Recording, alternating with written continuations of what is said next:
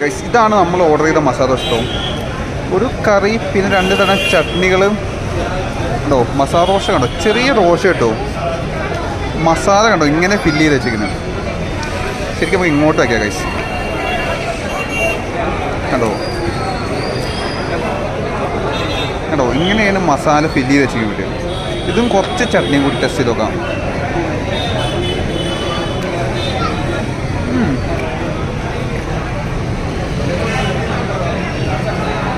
Taste ഞാൻ അസാധ്യ taste ഒന്നും പറയില്ല കേട്ടോ. കുഴപ്പമില്ല, ഒരു മീഡിയം ടേസ്റ്റ്. നമ്മളെ നാട്ടിലെ മസാല ദോശകൾ കിട്ടില്ലേ, അതിനെക്കാട്ടിയൊക്കെ വലിയ ടേസ്റ്റ് ഒന്നും പറയില്ല, തെറ്റില്ലാത്ത ടേസ്റ്റ് അത് തന്നെ. നമുക്ക് ഈ ചട്നി വെച്ച് നോക്കാം.